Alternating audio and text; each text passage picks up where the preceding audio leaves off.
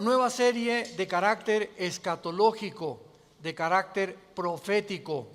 Cuando hablamos de escatología, logos, conocimiento, escato, las cosas del más allá o las cosas del final de los tiempos. Entonces la escatología es la rama de la teología que trata con las cosas de los últimos tiempos, o sea, las profecías de los últimos tiempos. Y así vamos a titular esta serie, Conociendo el fin de los tiempos. No cabe duda, damas y caballeros y santos de Dios, que estamos rodeados hoy, más que nunca, de un sinnúmero de eventos políticos, filosóficos, climatológicos, religiosos, amenazadores. En el mundo siempre ha habido guerras, en el mundo siempre ha habido depravación sexual, degradación moral, siempre ha habido revoluciones, golpes de Estado, etcétera, etcétera. Pero nunca todas estas situaciones u eventos habían convergido como en el momento en que nos encontramos actualmente. Si hiciéramos un breve panorama geopolítico alrededor del mundo, nos damos cuenta, ¿verdad?, que de México hasta abajo, hasta la Patagonia, están las naciones latinoamericanas e iberoamericanas ardiendo, por todos lados protestas, en Hong Kong protestas, en Irak protestas contra el gobierno. Es en Estados Unidos un clima que se está viviendo de demasiada tensión, donde quieren destituir un presidente, etcétera, etcétera. El Medio Oriente ni se diga, continúa con el conflicto aumentando acerca de quién controla el petróleo, quién controla el Golfo Pérsico. Estados Unidos abandona a los kurdos, que es el grupo étnico entre Siria y Turquía, que defendieron a Estados Unidos durante la guerra del Golfo Pérsico. Y vemos un mare magnum en el mundo donde volteamos y estamos preguntándonos, en medio de tantas cosas, ¿quiénes son los buenos y quiénes son los malos? ¿Quién tiene la razón de todo lo que oímos en los periódicos, en la televisión? Unos dicen una cosa: golpe de Estado, no fue golpe de Estado. Revolución, no fue revolución. Los kurdos esto, Estados Unidos por acá. Y estamos en medio de un mundo verdaderamente confundido. Sin embargo, la Biblia nos muestra que nosotros no debemos vivir en confusión. Ya cuando un cristiano dice, no sé quién tiene la razón, o creo yo porque los medios de comunicación, recuerden algo, ¿verdad? Los medios de comunicación, televisiones, radios, etcétera, etcétera, muchas veces tergiversan, las noticias de tal manera que llegan a manipularnos y hacernos creer lo que ellos creen. Entonces, dependiendo quién está detrás de los medios de comunicación, qué ideologías o qué filosofías o quiénes son los dueños de CNN o de BBC News o de Fox News, etcétera, etcétera, o en México, dependiendo quién se encuentra detrás, es la clase de mensaje que envían. Y cuando nosotros oímos en Fox News una cosa que contradice CNN otra cosa, y otros periódicos de México dicen una cosa, y otro periódico dice otra cosa, llegamos a preguntarnos, ¿quién dice la verdad? ¿No es verdad? Realmente, ¿quién dice la verdad? ¿En qué mundo nos encontramos? Realmente, ¿cómo podemos nosotros afianzarnos? Es como si estuviéramos en un barco que se está hundiendo y nos hemos echado fuera de la borda, como cuando el Titanic en 1910-12 se estaba hundiendo. Nos aventamos al mar y nos agarramos de un salvavidas. Y ahorita así está el mundo. Estamos tratando de buscar un salvavidas, algo que nos dé seguridad, algo que ya no produzca tanta tensión en nuestras vidas, tanta angustia, porque el mundo vive angustiado. Hay demasiada ansiedad.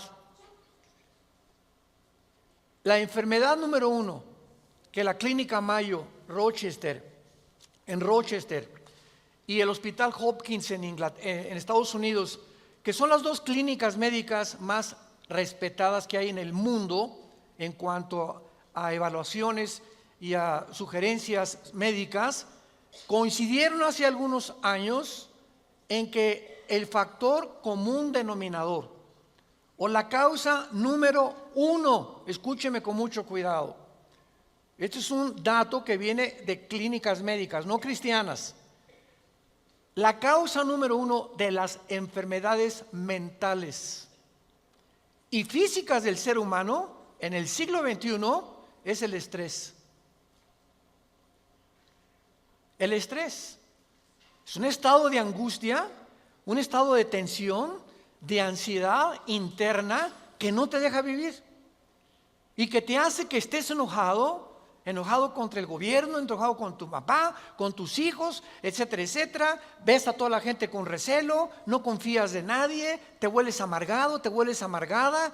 Y es el estado interno al que el ser humano está llegando porque hay demasiados conflictos en el mundo, demasiadas noticias. Estamos oyendo con el iPhone qué pasó en Irak, qué pasó en el Medio Oriente, qué pasó por acá, mis amigos, mis amigas, y llega un momento en que el ser humano ya no tiene paz.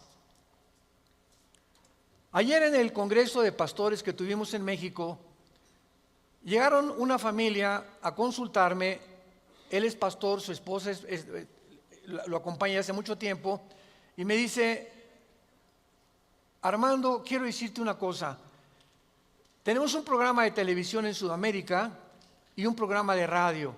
Y el otro día estaba radiando unas noticias, me dice la esposa, y ¿sabes una cosa? Que de repente se me olvidó todo. Entré en un estado de amnesia en el que ya no sabía ni quién era yo. Algo me pasó en las neuronas de mi cerebro que se me fueron todas las ideas. Y duré como 1 o 2 días. Mi esposo asustadísimo, ¿qué me habrá pasado? No fue un golpe, no tuve un trauma y se me fueron todas las ideas. Inmediatamente le contesté y le dije: eres una mujer demasiado estresada.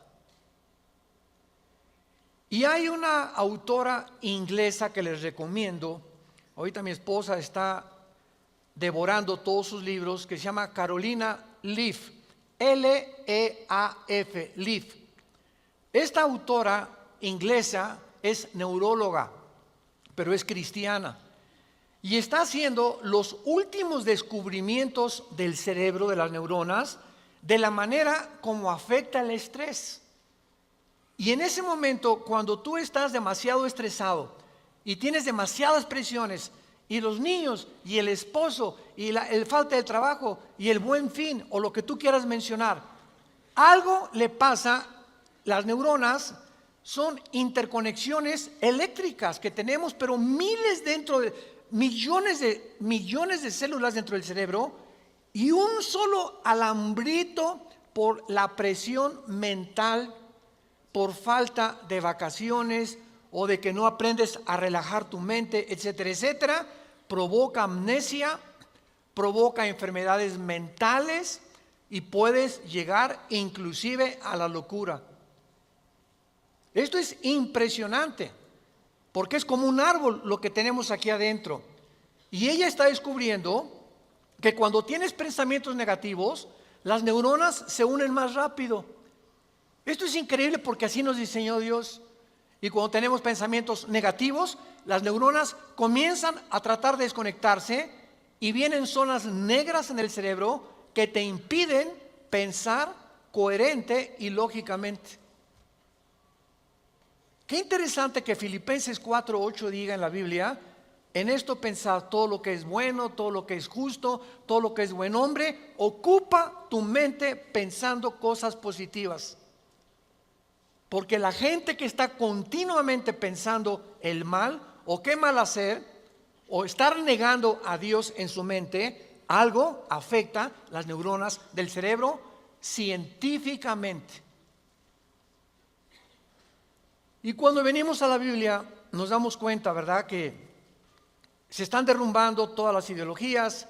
El comunismo ya no es el comunismo, porque el comunismo que yo practiqué, por ejemplo, ustedes muchos saben que antes de que yo fuera cristiano fui comunista, fui ateo. A los 12 años me decepcioné de la religión que nos inculcaron. y llegué a negar a Dios. Las religiones son un engaño, todas quieren explotar a la gente. Estos eran mis pensamientos. Tenía el Che Guevara arriba de mi cuarto con un póster inmenso de él, y Marx y Engels y Lenin, etcétera, etcétera. Y para mí ese era mi mundo, y era lo que yo creía era la respuesta, un sistema ideológico para poder cambiar la sociedad. Sin embargo, cuando descubrí, ¿verdad?, que este sistema era completamente contradictorio, como se demostró en 1990, que cayó el comunismo en Europa, cuando Mikhail Gorbachev confesó que era una ideología. Para que seas comunista, número 1, tienes que ser ateo. Escúchame con mucho cuidado. Número 2, tienes que ser darwiniano. O sea, tienes que creer que al morir no hay nada, que vas a la tierra y que no hay Dios y ahí acabó. No hay otra vida, no hay mundo espiritual, no hay ninguna otra dimensión. Número 3, tienes que ser humanista, no humanitario, humanista. O sea, tienes que creer que el hombre tiene las respuestas para sus problemas. Ese es el humanismo. Cuando creemos que nosotros podemos resolver la pobreza, las injusticias, etcétera, etcétera. Que es la historia del fracaso de la Liga de las Naciones, las Naciones Unidas, la OTAN, la OEA, llámale como quieras. El hombre es incapaz de resolver los problemas que van más allá de nuestra capacidad para resolverlos. Ese es el humanismo. Entonces, si no hay esta plataforma, no eres comunista, es una mentira. Y ahora los últimos comunistas o los últimos demócratas o los últimos que han tratado de implementar diferentes sistemas de pensamiento, se dan cuenta que están ya mezclando una ideología, comunismo con democracia, con capitalismo, porque no ha funcionado. Porque es la confusión a la que hemos llegado. Y como dijo Don Teofilito, en México ni lo podremos alcanzar jamás. Porque no hay ningún sistema de gobierno perfecto. Decía Winston Churchill, entre los sistemas de gobierno, el mejorcito es la democracia, pero no es perfecta tampoco. ¿Por qué? Porque somos seres humanos que necesitamos a Dios. Necesitamos a Dios. Necesitamos una guía, necesitamos un manual, necesitamos una luz. Y por eso el mundo está perdido completamente. Me decía el otro día un piloto que es vecino de la casa de ustedes donde vivimos, de American Airlines, me decía: Armando, le digo, oye, cuando tú vas en el avión allá a 10,000 metros, 10 kilómetros arriba de la superficie de la tierra, 33,000 pies, 35,000 pies, ¿cómo le haces para saber si no vas para acá o no vas para acá, o vas subiendo o vas bajando? Porque la cabina del piloto es pues muy poquita, nada más ve lo que está enfrente. Me dice: Armando, sería imposible que nosotros piloteáramos sin instrumentos. Los instrumentos nos muestran claramente la dirección que vamos a llevar, a qué altura estamos, etcétera, etcétera. Sin instrumentos, un capitán de un barco en medio del océano no sabría cuál es el norte, el sur o a dónde irse si no tuviera una brújula. Y así nosotros no sabemos a dónde ir si no tenemos instrumentos, si no tenemos un mapa que nos ha dejado Dios, que se llama las Sagradas Escrituras. Y haríamos bien en estar atentos a este libro como una antorcha que alumbra en lugar oscuro, hasta que el lucero de la mañana salga en nuestros corazones. Vamos pues a abordar este tema y esta serie, porque ante todos los eventos que está el mundo atravesando actualmente, que amenazan nuestra tranquilidad, nuestra familia, nuestro futuro, provocan ansiedad, angustia. ¿Qué pasa si pierdo el trabajo? ¿Qué pasa si el peso pierde más valor ante el dólar? Si cae el petróleo, si viene un gobierno en México, o si viene una guerra nuclear. Todas estas cosas producen ansiedad, producen incertidumbre, producen intranquilidad. Y Dios no quiere que vivamos así. Dios quiere que en medio de este mundo tengamos una esperanza, tengamos una seguridad, de que las cosas van a mejorar, que lo mejor de nosotros está por delante y que aunque el mundo sea cubierto de tinieblas, en nosotros debe haber luz, porque somos la familia de Dios, que dio a su Hijo en una cruz hace 2000 años para que pudiéramos comprender el mensaje del Evangelio, de las buenas noticias de la gracia de Dios en su Hijo Jesucristo. Podemos saber exactamente, y este es el tema que vamos a abordar en toda esta serie, podemos en la Biblia encontrar datos, información que nos digan en qué tiempo de la historia nos encontramos. ¿Podríamos realmente decir con seguridad nos encontramos a 10 años de que Cristo venga, o a 5 años de que Cristo venga, o nos encontramos al borde de un caos nuclear, o estamos en la orillita de la autodestrucción del ser humano? Esta información se encuentra en este libro, porque cuando comienzas a escudriñar este libro y nos comenzamos a ver que Dios nos comienza a despejar incógnitas y los velos negros que nos impiden ver hacia adelante comienzan a ser quitados por la luz del Espíritu de Dios, comenzamos a caminar con confianza en la vida. Si yo estoy en una cueva oscura, yo no sé si dar un paso por acá porque no veo, está tan oscuro que a lo mejor está ahí un murciélago o una roca o algo. Pero si alguien me da una lámpara, ¿qué hace la lámpara? Inmediatamente me alumbra 4, 5, 10 metros hacia adelante. Y con esa lámpara puedo caminar con confianza porque voy viendo dónde voy pisando. ¿Correcto? Bueno, así es exactamente en el mundo espiritual. El mundo ahorita no tiene lámpara, están así. ¿Será melón? ¿Será sandía? ¿Será ya sabes quién? Por aquí, por allá, y para dónde. Esto, tendrá razón ellos, tendrá razón estos, tendrá razón este gobernante, por acá, y así está el mundo. Pero cuando tenemos la palabra profética más segura, vamos a comenzar a caminar con confianza y a darnos cuenta del Dios que nos dice: no temas, no temas, estoy contigo, nunca te dejaré, nunca te voy a abandonar. Estaré contigo todos los días hasta el fin del mundo. Y aunque se cierren los cielos aparentemente y la oscuridad, la tierra esté cubierta de ella, mientras más oscuro, las estrellas se ven mejor. Mientras más oscuro, vamos a tener más luz, porque vamos a poder brillar en medio de las tinieblas. Claro que la Biblia nos va a revelar todos estos sucesos y calamidades antes de que sucedan, para que cuando sucedan corroboremos, comprobemos, confirmemos que Jesús tuvo realmente la razón y que Él es el Hijo de Dios. Y esto es lo que nos da la fortaleza, las convicciones, porque lo que más se necesita ahorita en el mundo es seres humanos con convicciones profundas en sus vidas, con mucha integridad para vivir. Y cuando tú eres una persona de una sola pieza, como dijo Pablo, yo sé en quién he creído, ya no te engaña la gente. Ya no te engañan las películas, no te engaña la televisión, no te engañan las noticias, porque tu fe está bajo una roca. Estás parado en un fundamento inconmovible. Y este fundamento es la palabra de Dios. Vayamos a ver algunos pasajes. En primer lugar, en el capítulo 46 del libro de Isaías. Si no traes la Biblia, por eso estás así. Con razón.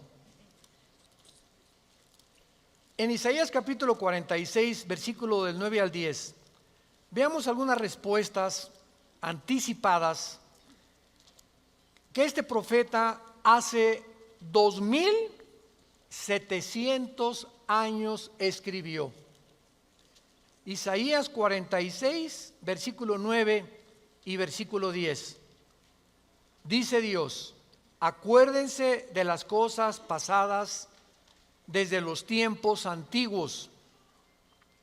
porque yo soy Dios y no hay otro Dios, y nada hay semejante a mí, que anuncio lo porvenir, desde el principio y desde la antigüedad, lo que aún no era hecho, que digo, mi consejo permanecerá y haré todo lo que quiero.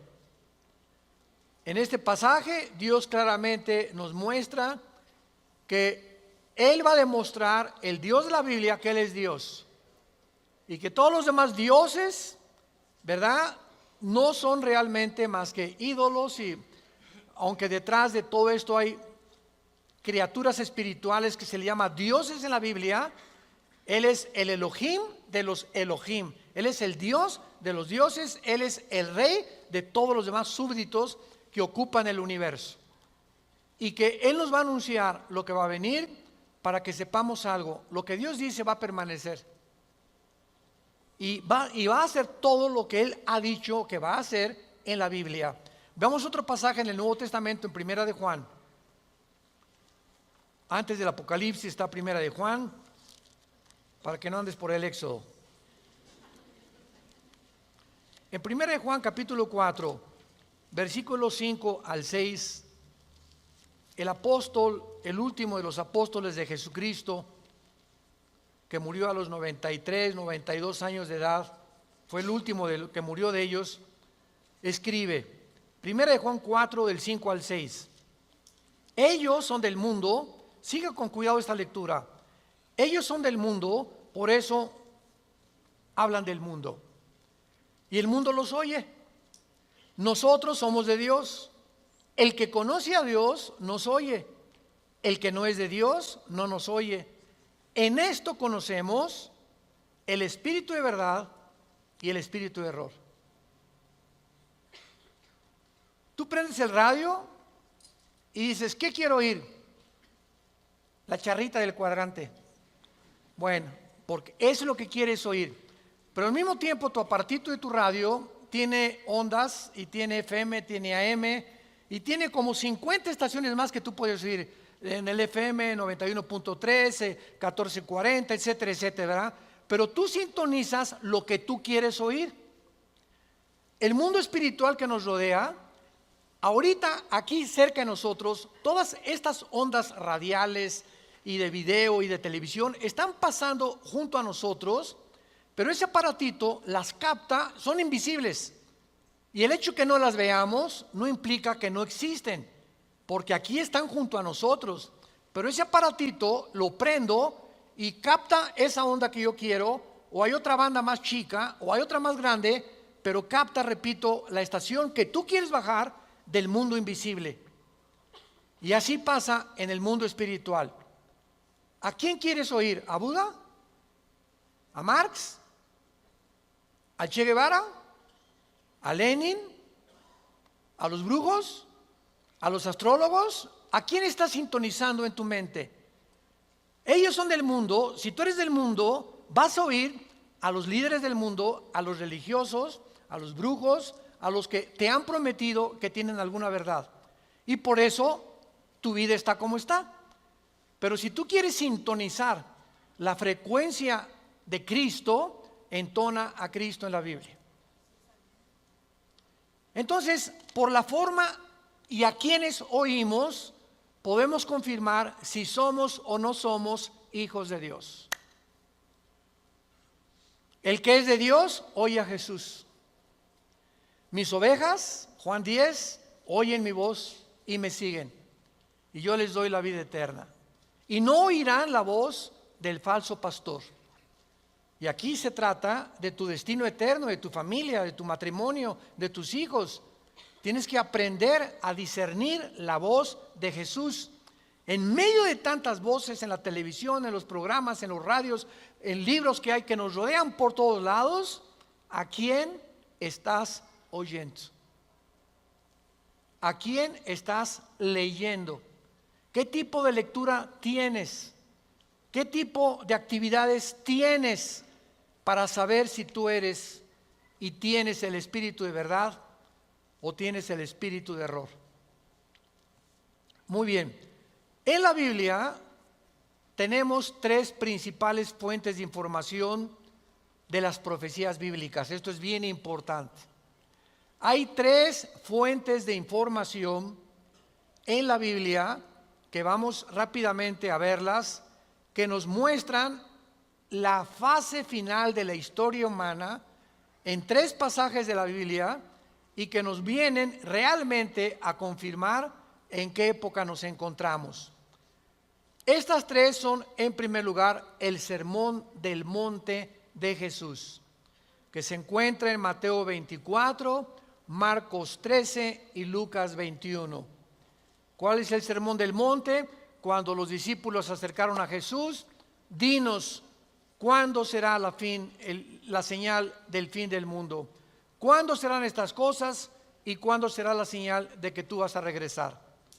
Y ahí Cristo comienza a enumerar una serie de eventos y señales. Habrá guerras, falsos profetas, muchos van a ser engañados, pestes, terremotos, y será el principio de los dolores. La segunda fuente de información se encuentra en Primera de Tesalonicenses, capítulo 4, del 3 al capítulo 5, versículo 4. Esta revelación la compartió el apóstol Pablo de los últimos tiempos. Y la tercera revelación acerca de los últimos tiempos la encontramos en el libro del Apocalipsis, del capítulo 5 al capítulo 19. En estos capítulos se encuentra claramente todo lo que la planeta Tierra y la humanidad va a atravesar. Ahora, muy bien, cuando estudiamos estos pasajes, podemos concluir que efectivamente vendrán tiempos difíciles al mundo, sorpresivos y amenazadores, que es de lo que hemos estado hablando en los últimos 10, 15 minutos.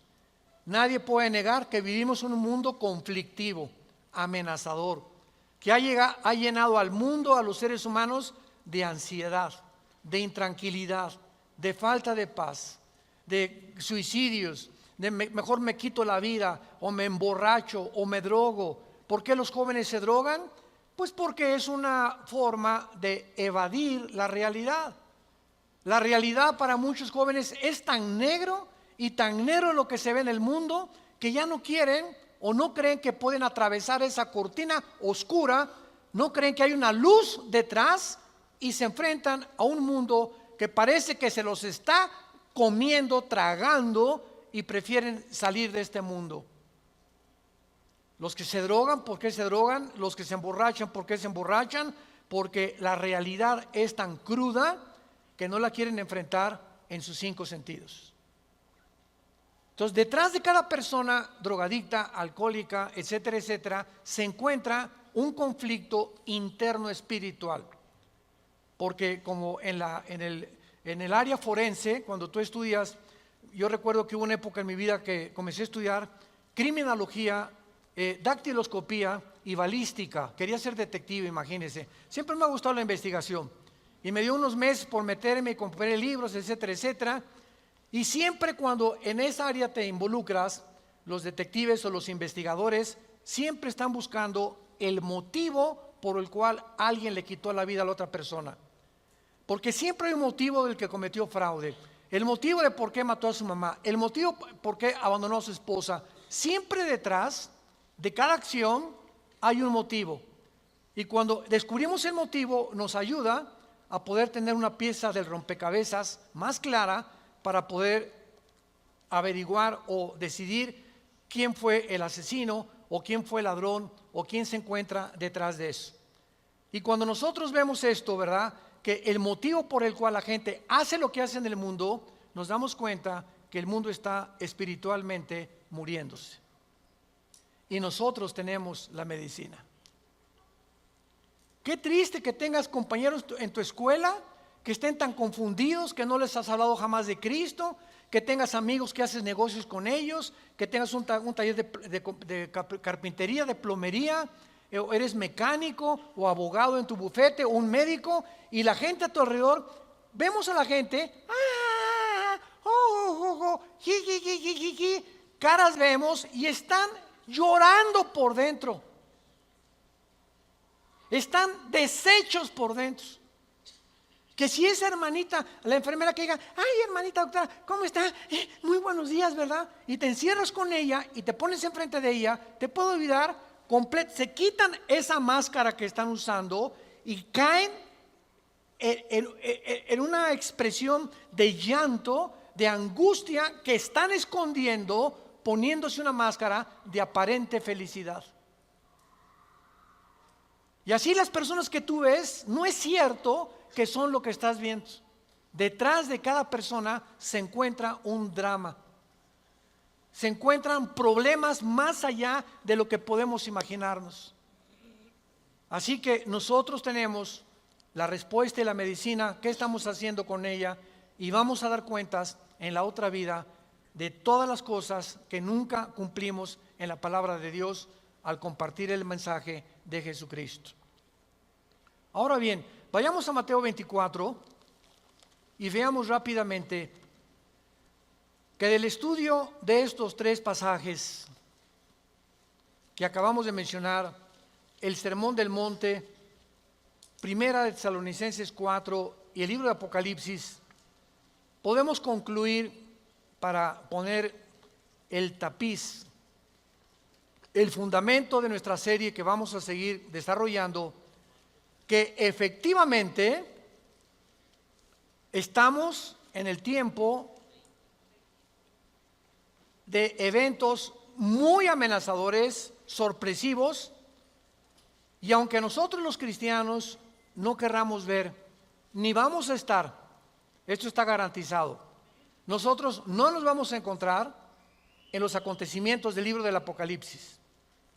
La iglesia no va a encontrarse en los acontecimientos de Primera de Tesalonicenses 4, ni tampoco en el Sermón del Monte, más que en lo que les voy a mostrar ahorita. Y no vamos a ver nosotros el Armagedón. Creo que no vamos a conocer tampoco al Anticristo, pero hay algo que vamos a atravesar para que nos vayamos preparando y para que entendamos que para poder enfrentar lo que se viene se necesita carácter. Carácter. ¿Qué es el carácter? Es la formación interna que el Espíritu Santo nos quiere dar, donde estableces fundamentos y convicciones inconmovibles en tu vida. He decidido hacer esto, lo haces. Puntualidad, responsabilidad. Una persona, un cristiano irresponsable, tiene mucho que trabajar con su carácter. Un cristiano que siempre llega tarde a todos lados, tiene que trabajar mucho con su carácter. Decía hace algunos años, cuando Henry Ford hizo el primer carro modelo T, 1904, corría como 25 kilómetros por hora. Su hijo Henry Ford II tomó la Ford Motor Company, la compañía de carros Ford en Estados Unidos, que fue la que más comenzó a vender carros a principios del siglo XX. Y este hombre llegaba a la compañía de Ford y ponía al jefe de la planta, al jefe de la administración, al jefe de la supervisión, ponía a líderes en cada departamento. Y él llegaba cada 2 o 3 meses, y si ese líder no hacía que funcionara la planta que él le había dado, lo corría. Dice, un líder, decía Henry Ford II, es la persona que hace que las cosas sucedan. Y si tú estás al frente de una responsabilidad y no cambias la situación, o no cambias la manera de pensar de los hombres o de tus soldados que tienes bajo tu responsabilidad, tú no eres líder. Entonces, qué importante es que la Biblia dice que todos nosotros debemos ser líderes. Y si somos líderes, tenemos que hacer cambiar las cosas de alguna manera. Vas a hacer cambiar a tu amigo, y vas a hacer cambiar a tu amiga, y vas a hacer cambiar a tus amigos de la escuela, hasta a tus maestros los vas a confrontar algún día. Discúlpeme, maestro, con el respeto que se merece, no venimos del chango.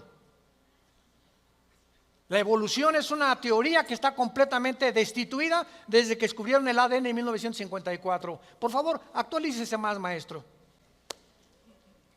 Entonces, cuando comenzamos a entender eso, es cuando comenzamos a comprender que este mundo, dice la Biblia, la mayoría serán engañados.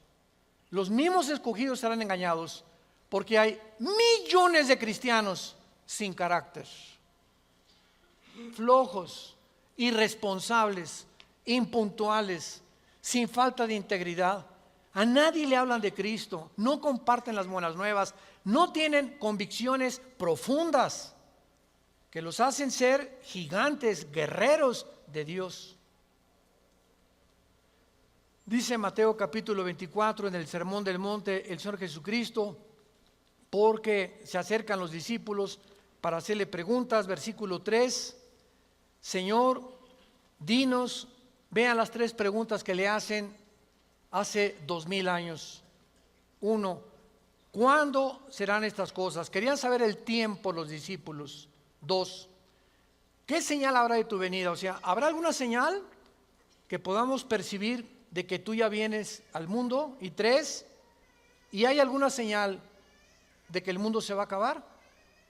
De estas 3 preguntas, Cristo comienza a contestar algunas. Por ejemplo, la señal de su venida está hasta el versículo 29 y 30, cuando el sol se oscurecerá, la luna se pondrá, etcétera, etcétera.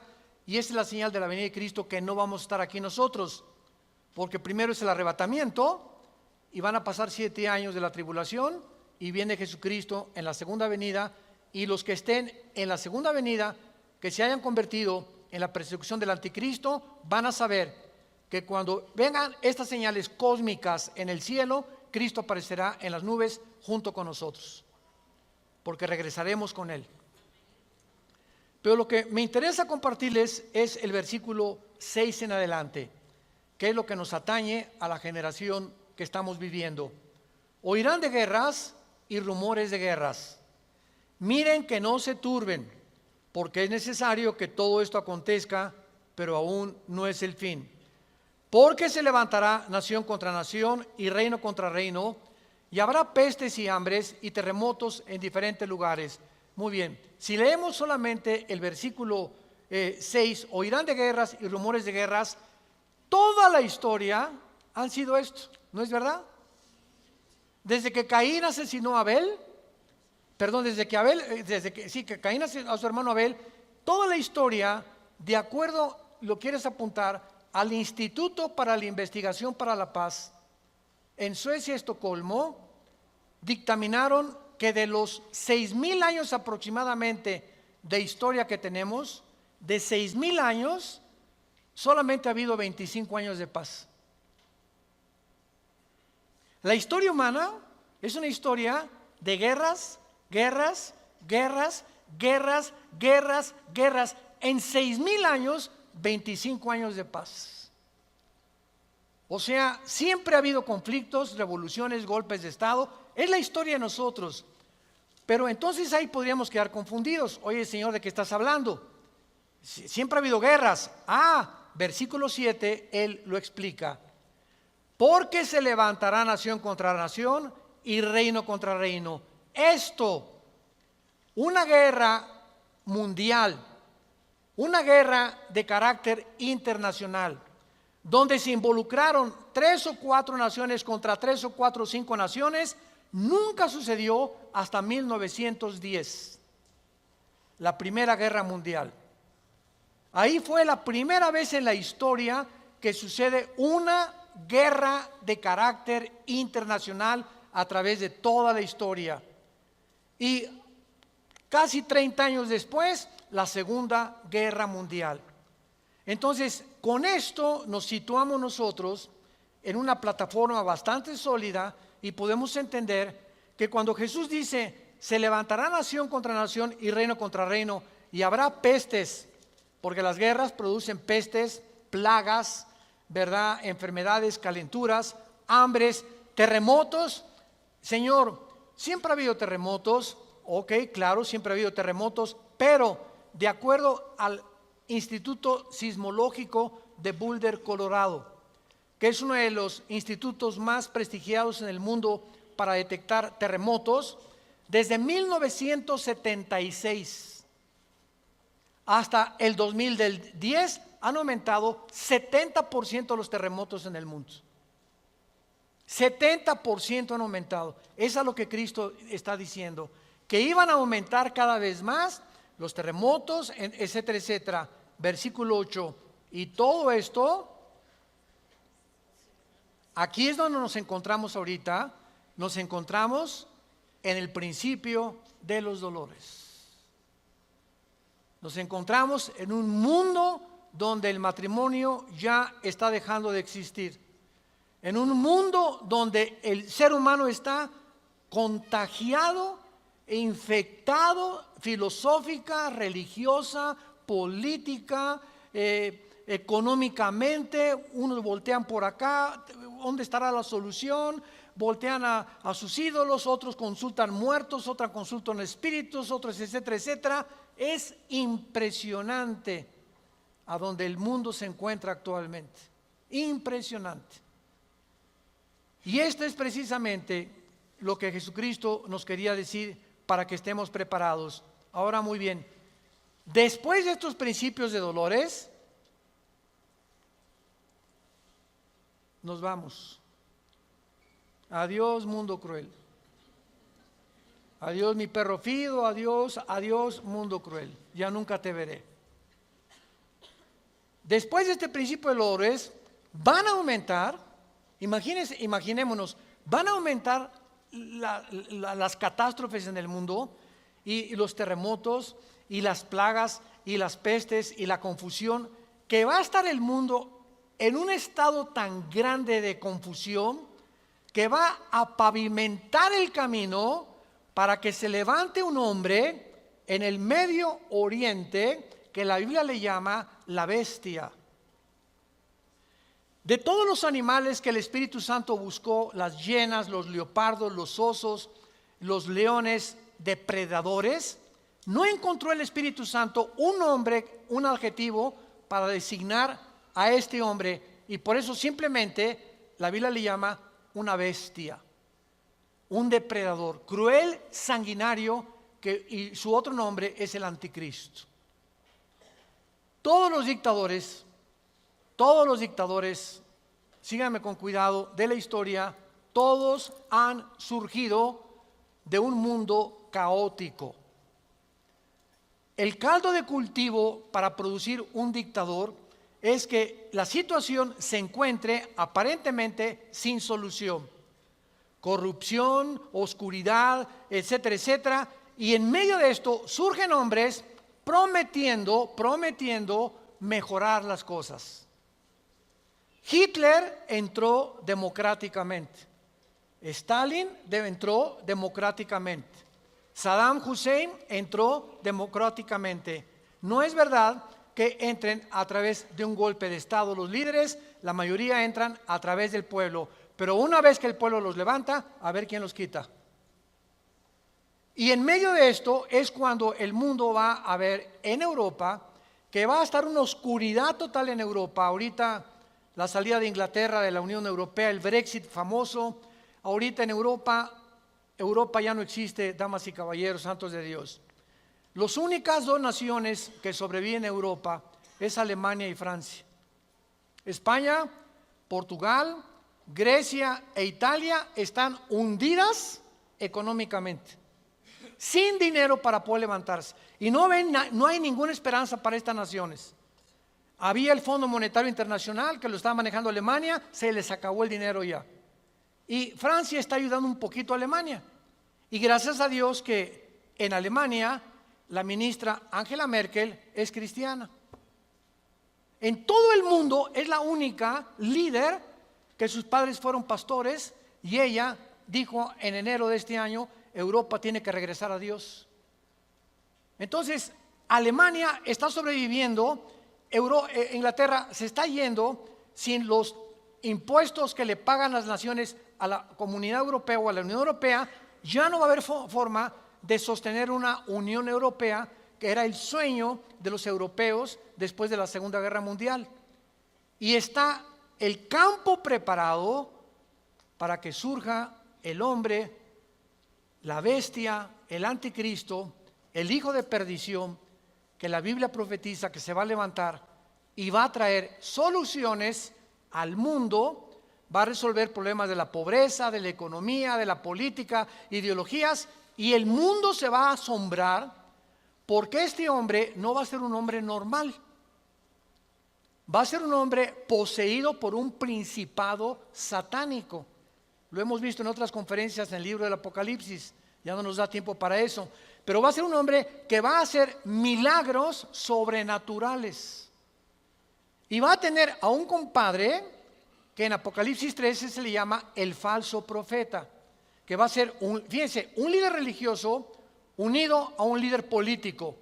El líder político, el anticristo, va a usar a un líder religioso para que el líder religioso convenza al mundo de ponerse la marca el 666.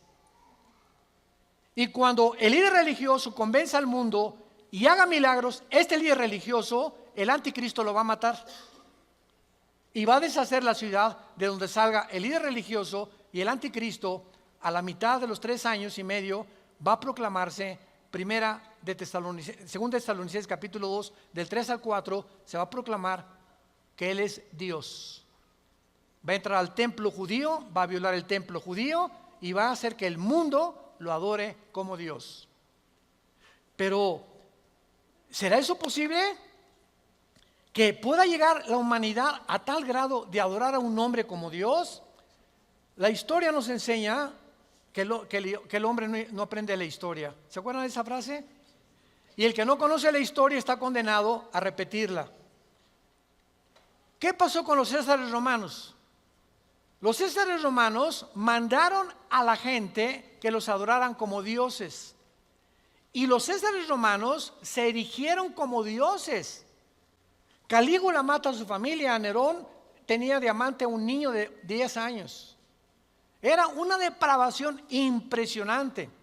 Cuenta la historia que cuando un emperador romano estaba en el Coliseo, cuando vayan a Roma, vayan al Coliseo, es impresionante ver el Coliseo romano.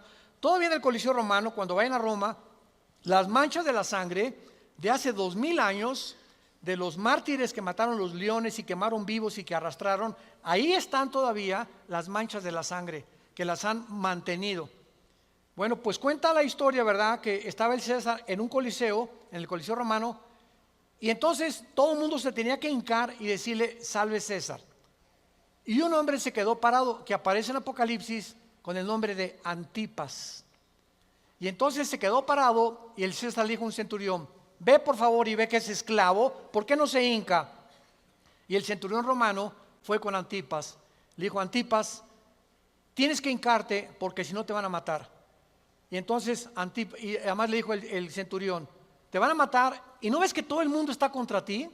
¿No ves que tú eres el único? Y Antipas contestó, dile al César que si todo el mundo está contra mí, yo estoy contra todo el mundo, porque así murió mi Señor. Lo quemaron vivo en un balde grandísimo de aceite hirviendo. Y por eso Cristo le llama en Apocalipsis mi testigo fiel. Va a llegar un momento, santos de Dios, en que el mundo va a estar contra nosotros y ahí se van a denotar tus convicciones. Y si tus amigos están contra ti y tu familia está contra ti y el mundo está contra ti, nosotros estamos en contra de ellos. Porque nuestra fidelidad es al Hijo de Dios por los siglos de los siglos. Te damos gracias, Señor, por tu palabra.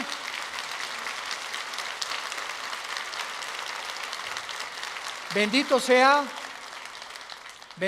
el nombre del Hijo de Dios, que nos ha hecho renacer su Padre para una esperanza viva por medio de su resurrección de entre los muertos, para que tengamos una esperanza que no puede morir en nuestro corazón y permanezcamos fieles a esta esperanza a la que todos hemos sido llamados. Al gran pastor de las ovejas, nuestro Señor Jesús, es nuestra lealtad, es nuestro amor, es nuestro corazón, porque Él fue el que dio su vida en nuestro lugar. A ti, Jesús, te damos gracias por vivir dentro de nosotros y saber que más pronto de lo que nos imaginamos, vienes por tu iglesia.